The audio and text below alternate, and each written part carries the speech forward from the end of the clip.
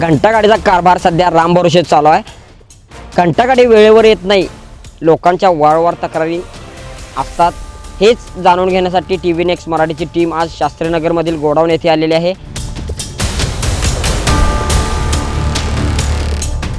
इथले दृश्य सध्या बघता घंटागाडीची अवस्था इतकी खराब झालेली आहे की ठिकठिकाणी तुम्ही बघायला गेला तर गाडीच्या मागच्या जे टायरी असतील किंवा दरवाजे असतील ते निखळून पडलेले आहेत।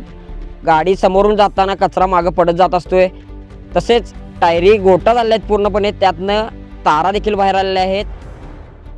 कचरा डेपोमध्ये जेव्हा कचरा गाडी जाते कचरा डंपिंग करण्यासाठी तेव्हा वारंवार गाडी पंक्चर होत असते, गाडीचे दरवाजे निखळून पडत असतात, गाडीची वेळेवर मेंटेनन्स केला जात नाही आहे।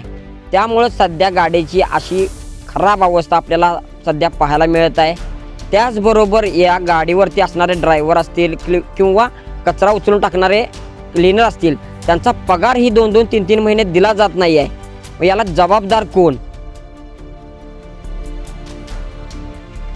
महानगरपालिका हा कारभार पूर्ण रामभरोसे चालवते का?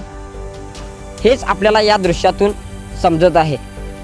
हेच दृश्य पुढे भविष्यात बदलणार का? याची सुधारणा होणार का? काय वाटते तुम्हाला? कोल्हापूर महानगरपालिका जातीनं याकडे लक्ष देईल?